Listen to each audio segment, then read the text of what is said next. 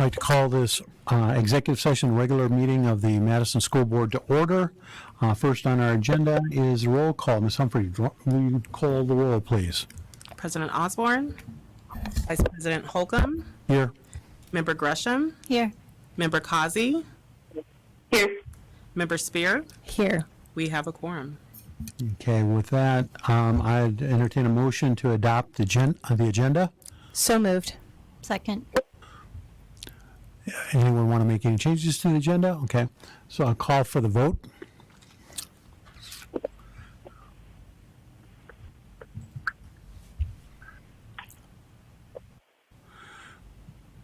Ms. Kazi, are you able to vote remotely? Yeah, I voted. Yep, and that passes unanimously. That brings us to a call for executive session pursuant to ARS Section 38431.03A3 and or A5. I would entertain a motion to go into executive session. So moved. Second. It's moved and seconded. Please vote.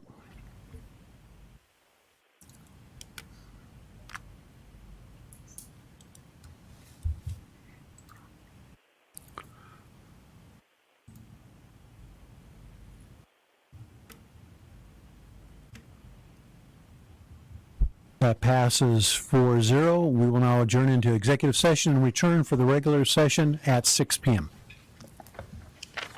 And am I calling this a new number? Just hold.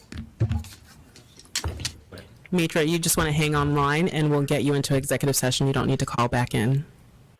Okay, thank you so much, Danielle. I appreciate it.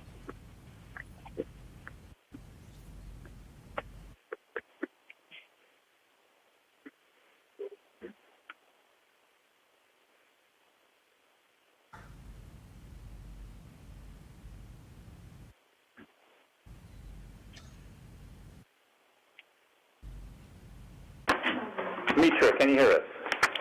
Yeah. Okay, hold on just a second. I'm just going to It looks easy. It's not.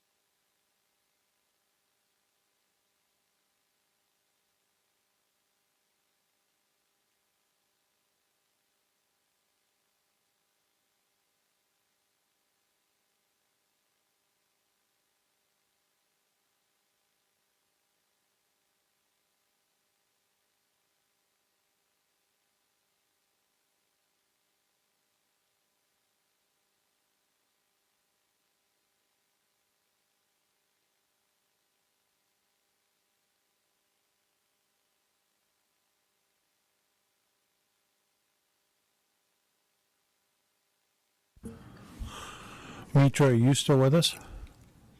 Is she back? She went to go get something to eat. Oh, okay. She's gonna call.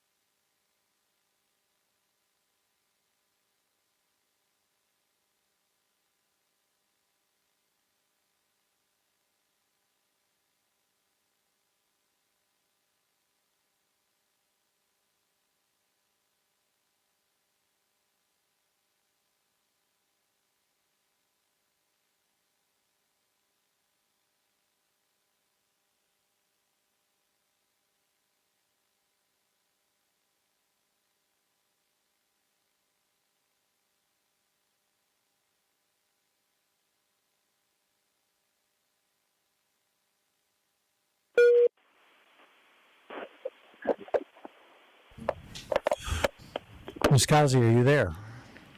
I am. Okay, we'll start the meeting. We'll start the meeting here in just a moment. I want to let you know I was going to call on you first for governing board reports.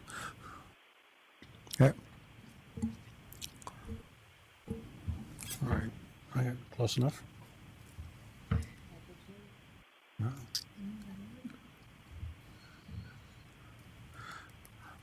It's summer. We'll start early. going to call this regular meeting to the Madison School Board back to order. We've already done the roll call. Dr. Osborne is traveling and unable to be at the meeting today. Ms. Kazi is available or here by phone. With that brings us to, after reconvening, what brings us to the Pledge of Allegiance. Mr. Merrill, will you lead us in the Pledge of Allegiance since you're already standing? Pledge allegiance to the flag of the United States of America and to the republic for which it stands, one nation, under God, indivisible, with liberty and justice for all.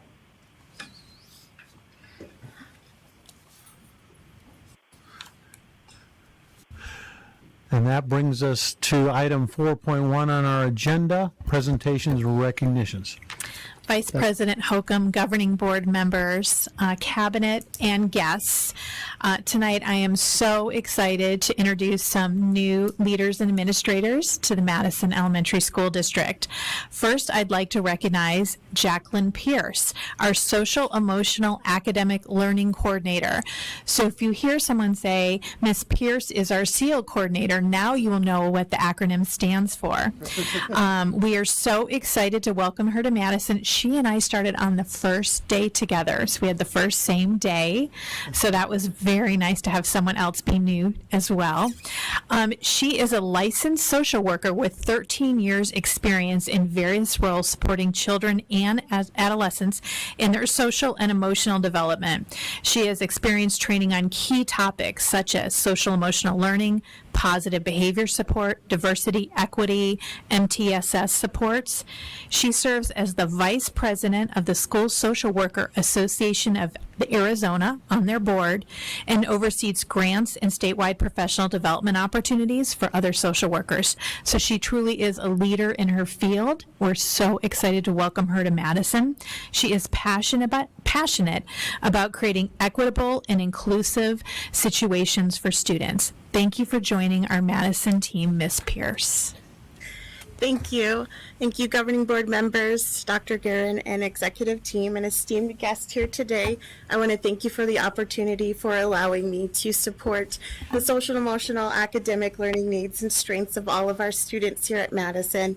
With me today, I have my wonderful father, who has been my support the last 29 years, but he gave me a chance in his nonprofit about 13 years ago. And for him, I'm extremely grateful to have him. So thank you again for welcoming into the Madison family. Thank you. Welcome.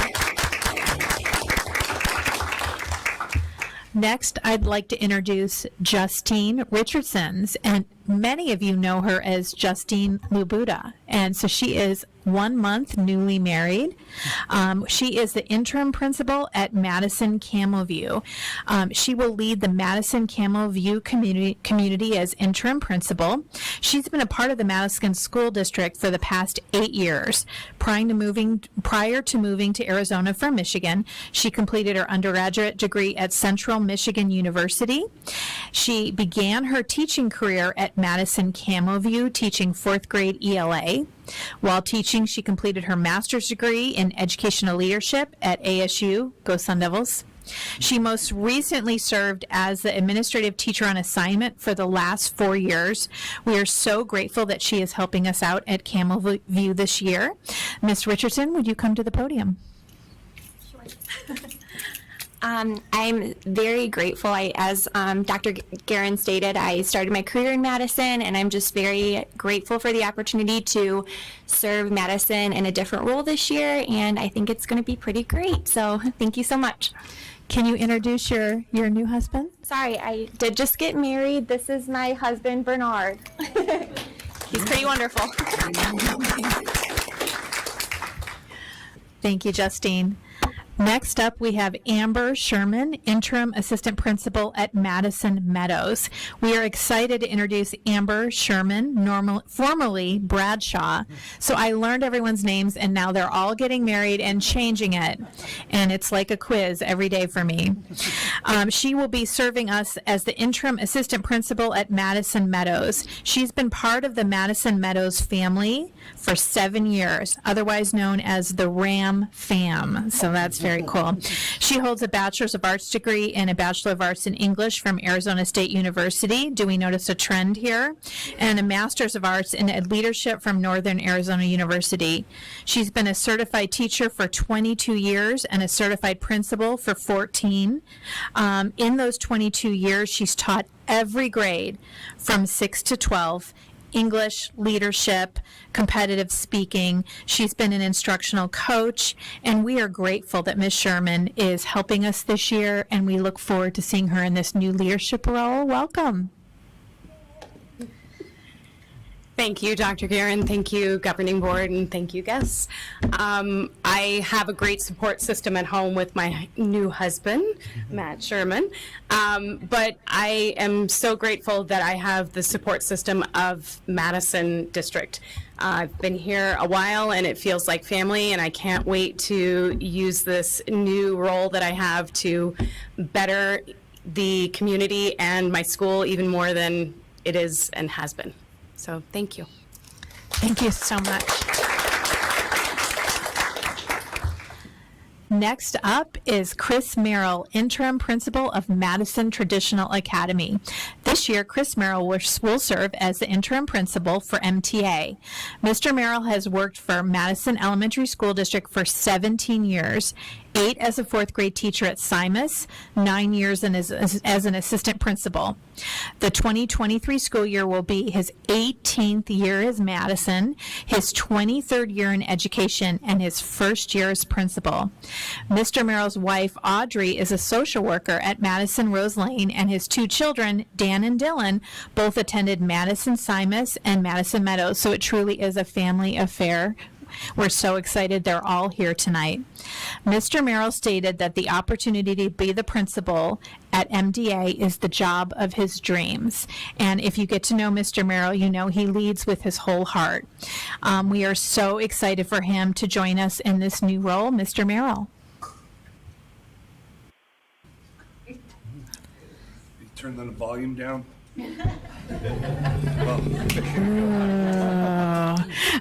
I don't generally need a microphone. Board members, Dr. Guerin, Lori Garvey, Barb Marshall, I can't begin to tell you how thrilled I am to be here and how honored I am that you believe in me to have me lead MTA this year. It is truly a dream come true for me. MTA is a place I was assistant principal for 2 years. I had the amazing opportunity to learn and be mentored from Mr. Duff, and he prepared me to become an excellent administrator. I'm excited as all can be to be at MTA.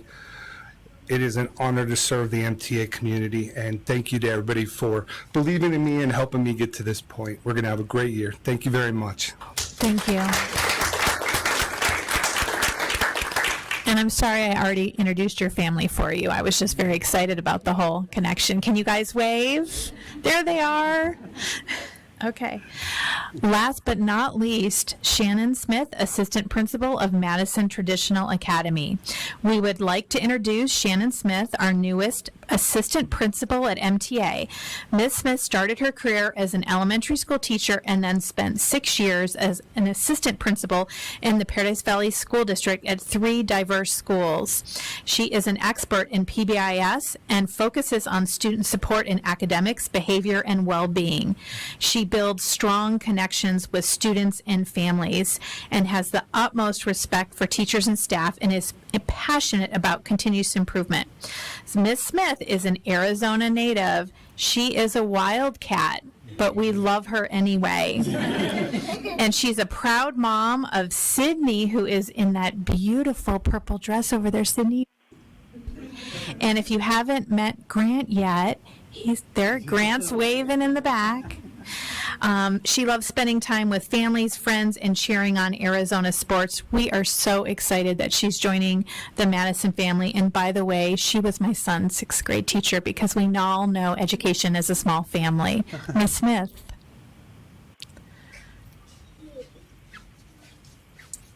Thank you, governing board members, Dr. Guerin, cabinet.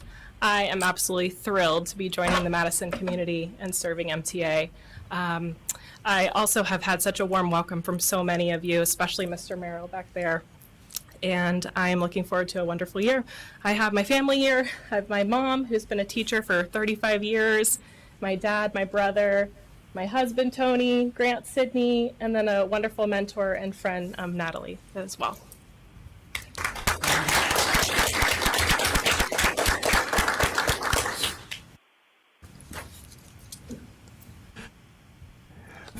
Thank you all for those who have been part of the Madison family. It's great that you're still continuing to be part of the family. Those who are coming in new, welcome to the family, and be careful what you ask for, like any family. In any event, that's a great way to start off a meeting like this. Next up, we have the superintendent's report. Dr. Guerin. Thank you, Vice President Holcomb, Governing Board members, Cabinet, and guests. Welcome to the 2022-2023 school year. I want to thank everyone for the incredibly warm, sincere welcome. I officially joined the Madison community on July 1st, and I've had the opportunity to meet so many people and attend so many events. A couple highlights was visiting schools, especially Madison Adventure Club summer program.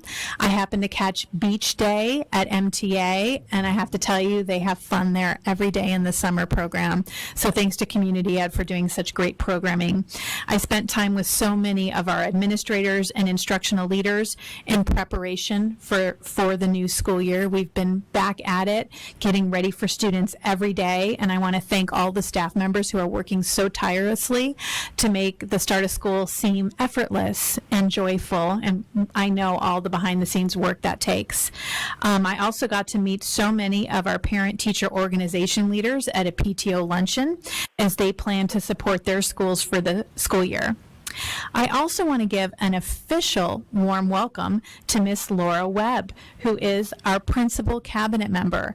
Another special thing about Madison is that we have a principal serve on our cabinet, and not only serve at this meeting, but also join us in our cabinet meetings weekly and help inform our decisions in such a way that is very impactful. It helps with communication, and it takes time away from her job that is already so busy. So I really want to say thank you for taking us up on that kind offer. I want to welcome back our employees, and our big welcome back event is scheduled for August 4th. It's the first time we've been able to do it in 2 years, and of course it's going to be my first Madison welcome back event, and so I just am excited to share the joy of a new school year with all the employees together under one roof, so that's going to be really great. A special welcome to our approximately 560 new kindergarten students. And I had to Google what year they're going to graduate high school. Does anyone have a guess? Is there anyone really great at math? 2035. Can you believe that? I'm not going to do the math to figure out how old I'm going to be then, but it's very excited to have them join the Madison family. I'm looking forward to being on campuses the first day of school and welcoming them. I did want to give a quick enrollment update. Madison, as you know, is a destination district, and spots in our site are filling up quickly. Our current trend is an increase in enrollment, and the numbers are really looking up. We are actually at capacity or near capacity in some schools in many grade levels.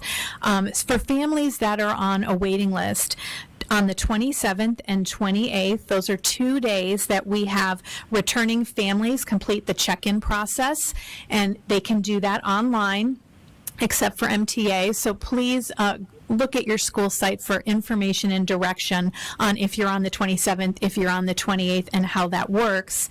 But that will really help us to know who is coming back next year. It will help us to clear some of the wait lists. So that's very important process for our families. If you have any questions, let us know. And we're encouraging everyone to fill out the free and reduced lunch application, even if you're not sure if you qualify. That has major funding implications for our school district, and it is part of the process, so we are encouraging families to do that. We haven't had to do that in a couple years, so that's why we're just sending out reminders. Because of COVID, we didn't have to fill out that paperwork. We are still hiring. We are almost completely hired with our teaching staff. We have approximately 3 certified teacher openings, but we're working on that every day, and we have plans, and it could have even changed since this morning because our staff is working so hard. But we do have a hiring fair on August 3rd. So if you'd like to join the Madison family, we have many opportunities with flexibility, part-time, sharing of jobs. We would like you to join. So if you have any interest or you know anyone that's looking, please let us know. It's a special place to work. I can vouch for that already. I'll be at sites the first day of school and hope to meet as many families as possible and enjoy the first day of school excitement. There's nothing quite like it. And I think after COVID, we appreciate those special moments even more. That's all I have. Thank you. Thank you. Now it's time for governing board reports. Ms. Kazi. Thank you, Mr. Chair. I'd like to welcome our new leadership this evening and feel a little sad that I was unable to applaud them myself, but I'm excited to see them in person. Also was excited to see the PTO welcome back luncheon. This was an extraordinarily productive meeting, expressive attendance, and lots of important information was shared. And finally, I'm excited for the 22-23 school year. We have so much to celebrate as we embark on the new year, and I am optimistic that our extraordinary staff will continue to navigate any hurdles we may encounter. I'm betting that they will be quite a bit lower this year. Thank you. Thank you. Ms. Spear. Thank you very much. I want to say welcome to our new staff and our new families and students, and also welcome back to our returning families and students and staff. Madison really is a community. I've been a member of this community for my whole life. I'm a former Madison student myself, and it's always so exciting. There are some perks to this job. 8th grade promotions, we get to shake the hands or fist bump all the 8th graders in the district. And then at the beginning of the school year, we get to help welcome our families and our staff back. And it really is an honor. And so I just wanted to say thank you for being part of the Madison community. We really are the sum of our parts. Thank you. Ms. Grissom. Thank you. Yes, also welcome to all our new administrators. Thank you so much for being here. I'm not going to say welcome to the new school year because my son reminded me it's 2 weeks from today. There's still 2 more weeks of summer. But yeah, the PTO, thank you for our PTOs for coming to the luncheon. Those are amazing parents. And I think that's about all I have. Thank you. Thank you.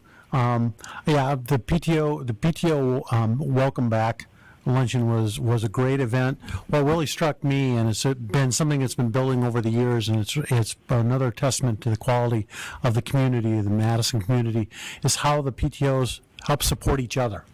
I mean, there were times not long ago when each school was its own little silo. And the PTOs have really worked across those lines to help each other out, and that was very good to see. I also wanted to point out to people that the season tickets for the Madison are now on sale, and they have some great shows coming up. You can't have the seats in the middle of the third row because those are mine, but there are plenty of other good seats available, so please do come to those shows. They're great. And one thing I want to remind the community of is that every show that comes to the Madison provides master classes for the students. So it not only supports the district financially, but it really adds to our emphasis on the arts. With that, I'll end. We are having our welcome back celebration. One of the things that's become a tradition here is for the board and members of the community to give gift cards and prizes and things to show the appreciation of the community for the staff, all the staff in Madison. So if anyone is interested in contributing to that, Danielle and Ms. Humphreys, she is the keeper of all things important. You can give those to her, and we will distribute those to all the staff on August 4th. And that's all I have. Next up is item 5.1, the mitigation plan update. Dr. Karen. Thank you, Vice President Holcomb.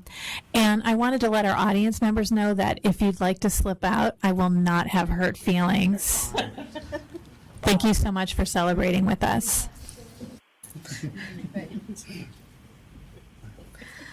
Okay, now I'll start. Thank you, Keisha. I can tell you're into the mitigation. Vice President Holcomb, governing board members, cabinet, and guests that are watching. I would like to present a COVID mitigation update. It would be great if we did not have to give a COVID mitigation update entering year 3, but it is still something we have to contend with, but just in a different way. It's so important that we ensure that we have in-person learning for students, that we keep staff and students safe, and we focus on our core purpose. So our mitigation plan has evolved, and I have inherited not only a strong mitigation plan, but a plan that was developed collaboratively with this community in collaboration with parent doctors that are practicing in the field. So I have worked closely with County Health and the parent doctors and other employees just to make sure that we're updating this in the correct way based on current guidance. So if we'd switch slides. So again, there is so much about COVID that can be divisive. People have different opinions. It has created a lot of stress on all communities. But in Madison, we have a shared focus, and that shared focus has helped us navigate this challenge before I got here. And I've been so impressed with the collaboration and commitment to students, because we all have that common shared focus, what's best for our students. We know that in-person learning is absolutely critical for our students, and we know that the staff, student, and community safety is a priority. So you will find that this will continue to evolve past this presentation, because we need to be responsive and flexible as we learn more and more throughout the pandemic. So a quick overview on mitigation. Updates to the plan were made with guidance from Maricopa County Department of Public Health, the CDC operational guidance for K-12 schools, as well as parents who are practicing medical physicians who have been working with us hand in hand since the beginning of the pandemic, according to all the stakeholders in the district. So that's great. Our contact tracing and close contact protocol have been updated to align with Maricopa County community spread levels. So you will notice that there will be a distinction on our contact tracing and close contact based on current community spread. And I'll go in a bit more detail on another slide. So first, where are we right now? There's so many different metrics out there that as K-12 systems, we've been advised to use community level spread as our #1 metric for how to respond and mitigate COVID-19.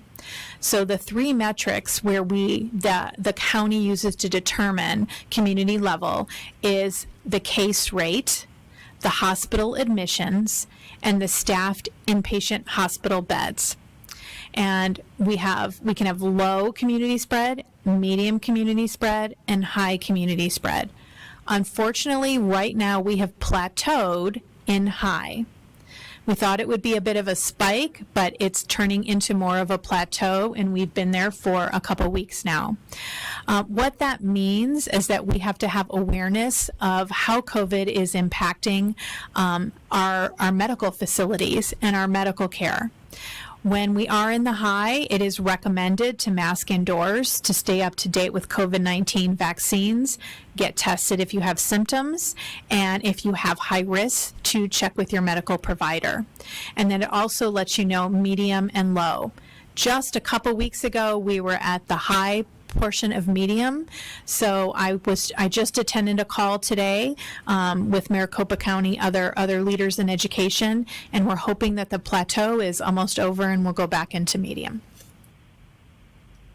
So I mentioned that we were going to base our mitigation plan on community spread levels, because if you refer to the past chart, the guidance is different based on if you're low, medium, or high. So our mitigation efforts are going to be tiered as well. So if we were in green or the low level and a student was exposed to an individual that they were identified as a close contact, they can stay in school during the 10-day quarantine period. And there is some confusion when you use the word quarantine because people think that means you need to stay home. We understand that students need to be in school, so we have worked hand in hand with the county to allow students to quarantine at school. So that's why there's some confusion around that. A student can come to school if they're identified as a close contact as long as they're asymptomatic. We recommend that they wear a mask for 10 days after being identified as a close contact, and we recommend that parents test the students on day 1 and day 5 after exposure, especially if students were not fully vaccinated. If a family has difficulty acquiring a test, we have tests in the nurse's office available for them. The other thing with this new variant is household contacts. It's highly contagious, and we see a high level of spread within a home. So if you are a household contact, a family member has COVID, we're also going to recommend that you do 10 days of masking. And this, again, is if it's low. If it's medium, that recommend is going to turn into strongly recommend that you wear a mask, strongly recommend that you test on day 1 and day 5, and that we strongly recommend household contacts have 10 days of masking. This is if the student is asymptomatic. And then, unfortunately, this is where we are right now. I'm still hoping, as Ms. Gresham said, we have 2 weeks before school starts. Maybe we'll go back into yellow. But right now, while community spread is high, if a student is identified as a close contact, and they remain asymptomatic, they can come to school, but we're going to require that they wear a mask if they are a close contact. We're going to strongly recommend testing on day 1 and 5, and we're going to require household contacts to wear a mask while we have high community spread. So a little bit about positive cases, contact tracing, and communication procedures.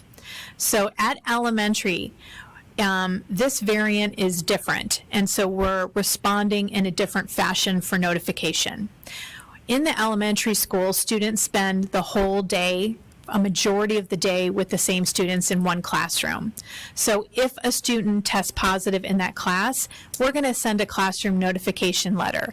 The whole class is not identified as a close contact, but we want parents to have awareness that they've spent a lot of time in a classroom with someone that did test positive, so that if their student gets the sniffles, they can keep a closer eye and decide to test. So it's just it's information that's helpful to families. If the student is identified as a close contact, we will send a notification to that student, and we will also send guidance based on if we're low, medium, or high community spread. At middle school, it's different because students change classes every different period, so they're around different students. So we're going to send a letter to those identified as a close contact. Now, if there is more than one case in a classroom or a high-risk situation, we will also do the classroom notification if needed in middle school. It's a tool in our tool belt that we'll use if needed. All staff and students, we need to report. If a student has a case of COVID, they need to report it to their school principal and their MAC leader if they're in the MAC program. Staff reports it to Human Resources. And regarding COVID positive, we continue to follow the current guidance from CDC and Maricopa County Health, and that's ever changing. So we work hand in hand with those two departments to guide us in how we advise people that are COVID positive. Last slide, just a quick couple day updates. We have changed our Test to Stay program based on advice from the county and our current situation. Tests are prevalent in our community. They're on every Walgreens and CVS counter, and even in AJ's I saw tests right up front. So tests are easy to get, and they've gone down in cost. So that's why we're asking families to help us with testing on day 1 and day 5. It takes a lot of the burden off school so they can focus on academics, social emotional support. It's a lot less navigation of the days. But that's not to say we don't have the supports in the nurse's office and have the tests for families that need it. We're just asking families to partner with us through this new variant. We have found that air filtration has become very important with this new variant, and I was so pleased to see the high quality systems that we have in our classrooms. We will be running those all day, every day when students are in rooms.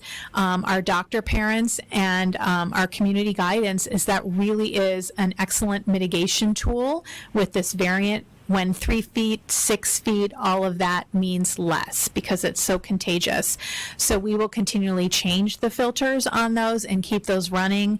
They are a solid mitigation tool that we already have in place, so we're pleased to see that Madison has been proactive in that way. We're going to still ask people, not staff and families, to self-check for symptoms every morning. If you wake up and you think it's just a cold, don't make that assumption because a lot of times it turns into COVID. Cleaning and hand washing will continue. And I do want to mention there's pending legislation that we will not be able to require masks in any situation. So that includes close contact in the red or students returning to school after having COVID, after having improved symptoms, starting September 24th. So this plan will change after September 24th to strongly recommend. Again, we're not requiring universal masking. This is just for students identified as a close contact or returning from COVID when we're in the red. And so that's a very particular situation, but even that mitigation will change after September 24th. So those are my updates for this evening, if you have any questions. Members of the board, any questions, comments, issues? Let me ask Ms. Kazi first. Ms. Kazi, do you have any questions, comments? No, I think it's very straightforward, and I think it's, what you're suggesting is rooted in reality, and I appreciate the thoroughness of it. Thank you. Ms. Spear. I agree with Ms. Kazi, and I wanted to say thank you to Cabinet as well as Dr. Guerin for coming up with this mitigation update. One of the things that reminds me is that some of these protocols are very similar to when there's a lice report, and so parents will recognize some of the same communication cadence that we've all gotten in our child's classroom about lice, for example. So I just wanted to kind of make that comparison. Now, I'm not comparing lice to COVID. I'm comparing the communication strategy. Thank you. Yes, thank you for this update, and I do just want to emphasize that those guidelines are if you're asymptomatic. If you have any symptoms, please stay home. We don't want anything to spread, even if it's anything else as well. So that's it. Thank you. I just want to thank not only the staff that's been involved in really working to make this an evolving, working plan, but also the community of our community parent doctors and members of the community have been the input and gone on this journey with us. I really do appreciate all the efforts of everyone involved to try to keep our kids and our staff and our schools safe. Thanks. That brings us to the updated 2022-2023 IBN and Budget Advisory Budget Recommendations. Dr. Guerin. Thank you, Vice President Holcomb, governing board members, cabinet, and guests.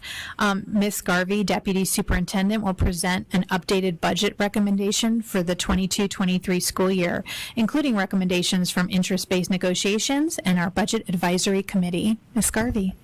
Thank you. Good evening, Vice President Holcomb, members of the board, Dr. Guerin, and cabinet. At our last meeting, we did look at the adopted budget, and we saw that there were quite a bit of new monies being infused into education this year, which is wonderful news.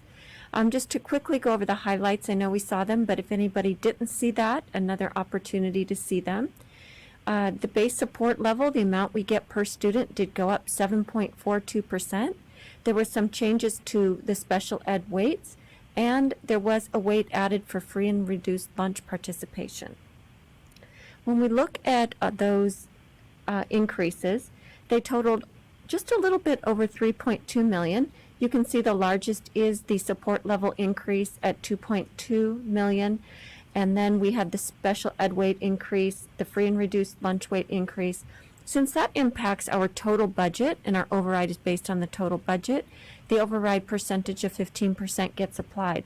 So in total, it, as I said, came to 3.2 million. Of that 3.2 million, when the budget was proposed back in June, we did include 600,000 that we thought that we would be getting for inflation. We didn't know much more, but we did believe that we would at least get that amount. So that was already allocated out to staff, but that leaves us with a balance right now of 2.6 million. When the governing board took the IBN and budget advisory recommendations back in April, it was stated then that if there were any additional funds allocated, it would go for additional salary increases and noon duty aids.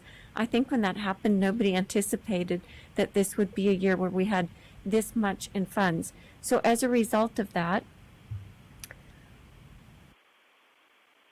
here's my clicker going forward. Well, so far, all employees have received a 3% salary increase. And then you can see the phase 2 in the holiday and the increase in subpay. That has already been done.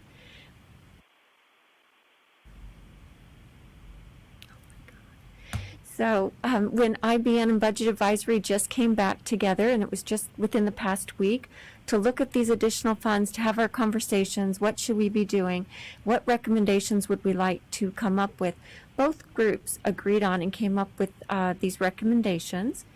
It is an additional salary increase of 4.1%. The total for that is $1,332,500. We talked a lot about decompression. So when we did our phase 2 this past spring, we looked at how did we place everybody as if they came to the district with the experience that they have and what would they be making. And because we have so many long-term employees that have been with us through everything, through salary freezes, through furloughs, and some years of some very low salary increases, they actually would be a lot further ahead if they came new to the district. So we looked at that salary and we tried to bring them up to that level. However, because of the money that was available, there wasn't quite enough. So we did have to classified it at $2 an hour cap. So if you would have been making over $2 more an hour with the new placement, we capped you at 2. This proposal recommendation here funds the remainder of classified staff who were subject to that cap. So that takes it off. That's $81,500. The next one is an additional retention stipend. This is for returning employees from last year, and it would be a one-time only payment. As you know, we already have approved $600 for this retention stipend. If you are a returning employee and you signed your contract, you receive $200 of that $600 in May, and the next $400 should, as you return this year, you will be paid that in August. But just looking at, we really do want to get additional funds out to our employees, and looking at how else can we do that, we would like to increase that retention stipend to a total of $1,000, with the next $400 being a one-time only again, but to be paid out in December right before the holidays. That comes to $310,000. Our next item here is noon duty aids. That was part of the recommendation if there were any additional funds. And so there's one given to each school for 4 hours, and the total for all schools is $120,000. The next item on here are psychologists. We're looking at, and we've already addressed some hard to fill areas in community ed and bus drivers, but we are having a very difficult time right now attracting psychologists. And so looking at it, and what we have been able to determine in trying to offer is that our salaries for psychologists starting out are lower. So we would like to give and recommend that every psychologist, including our current ones, would receive a stipend of $5,000 until we can do that parity study over the next year to see where their salary range should really be and then place them accordingly. But this is just to let them know we do honor you, we do value you, and we would like to show you that with the $5,000 stipend. The total of that is $49,600. So we had that $2.6 million that was unallocated that we hadn't given out. And if you add up all these things, except for the retention stipend, because that is a one-time only, and we want to look at what funds then do we have looking to go forward that we can use to address parity and any decompression that's still out there, is just over $1 million, $1,016,400. And again, this was fully supported by both groups who expressed their gratitude that we were even coming back, and what a difference this would make. And that's it. Are there any questions? Any questions or comments from the board? Ms. Kazi, I'll start with you. I mean, I just want to express my gratitude for the ability to provide additional funding. We know they're being squeezed by inflation and so many other unanticipated costs we never could imagine. And so thank you to Dr. Guerin and to Garvey and everyone who's involved in working with the IBN, obviously to the IBN and also to the budget. The Budget Advisory Committee on putting together a very solid recommendation that wisely uses these funds in a way that I think has a very forward thinking, as well as providing an immediate support to our staff in ways that they very much need. Thank you. Thank you. Yes, I also just thank everyone for their work on this and for including bringing back the IBN and the other input for this extra. And it is so refreshing to be able to pay everyone much closer to what they should be and what they deserve to be paid. And I hope it continues and continues to increase. Thanks. Thank you, Ms. Gresham. Ms. Spear. I echo my fellow board member comments with regards to gratitude and it being refreshing. I've been on this board for 10 years, and there have been some very lean years, and we have had to navigate those while also trying to convey that we value each and every one of our staff, and we are able to finally address some of the decompression issues that have really dogged us over the years, and to demonstrate that Madison does value our staff. So thank you so much to IBN and to Budget Advisory and everyone who has worked on this. Thank you. Yeah, the decompression, I think, is an issue we've known for a long time, but never had the resources to be able to address it. And I'm glad we're able to do that now, as well as give across the board salary increases. And I want the community to know Madison is really, I think, unique in how well its IBN process works, and the budget advisory comes together and really works for the good of everyone. It's not people trying to divide up their piece of the pie. It is really trying to figure out what will work best for the Madison School District. And it's something that should make all of us very proud. Anyway, so thank you. All right, keep button off, and I got to talk again. Sorry, Mr. Holcomb, could I make one more? Please. I just want everyone to know, too, that we had opportunity to ask questions before this with Dr. Guerin. So we got to see this. So we're not just blanketly accepting. So we did ask questions, and we already have those answered. Thank you. All right. Thank you. That brings us to calls to the public. Ms. Humphrey, do we have any calls to the public? We do not. That brings us then to our consent agenda. Are there any items on the consent agenda that any member of the board would like to take off for a separate vote or comment? No? Then I would entertain a motion to adopt the consent agenda as presented. So moved. I'll second. Okay, and please vote.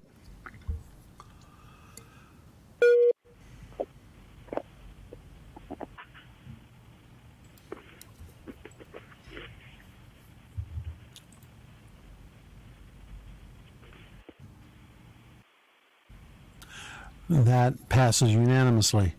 That brings us down to item 8, future meetings and discussion regarding future meetings. Dr. Guerin. Thank you, Vice President Holcomb, governing board members, cabinet, and guests. When we take a look at our future meetings, I want to remind everyone of our August 4th Welcome Back staff event at the Madison Center for the Arts. We're starting off with breakfast at 8 a.m.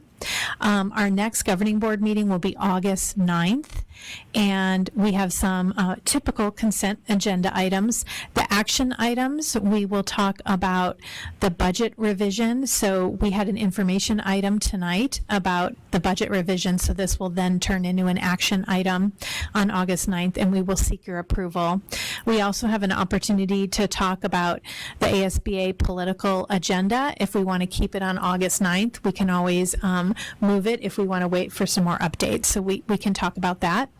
August 23rd, that meeting coming up, we will be sharing parent survey results, and we will have a student services update that will also include an update on social, emotional, academic learning.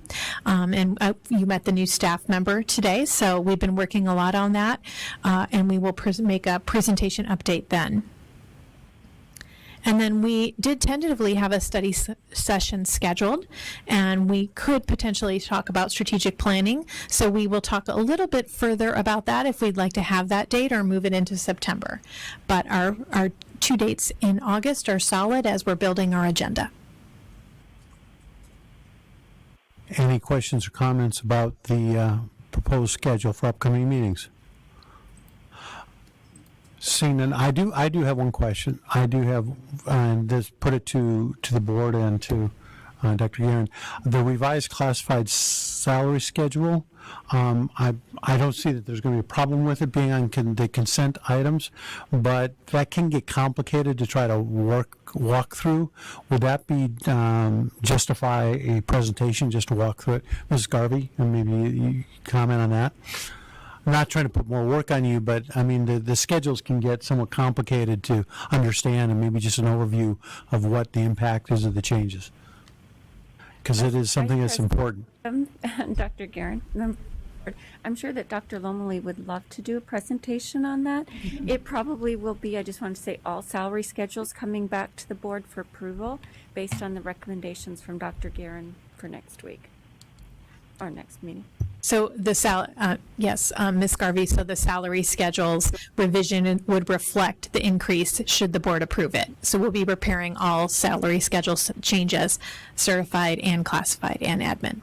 Okay, great. Right. I don't know, what's the pleasure of the board? Do you think that presentation on the impact of what is something you'd want a presentation on, or if you feel comfortable having a consent? I'm fine having it on consent, but I will defer to my fellow board members.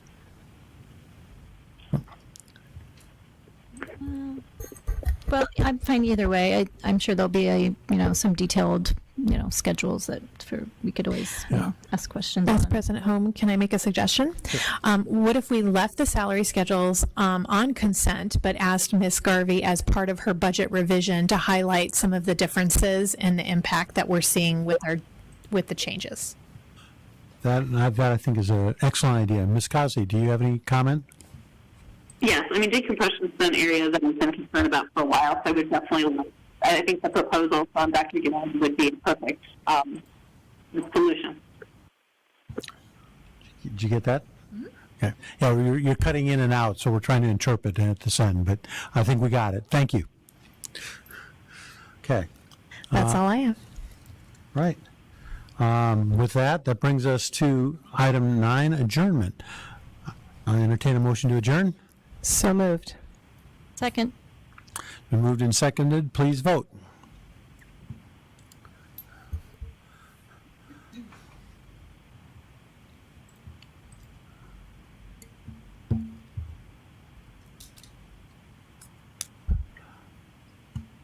Are we missing somebody's vote? Or we have to stay here? Oh, there it is. That passes unanimously. Well, we are adjourned. Thank you. Thanks, everyone. Bye-bye. Thank you.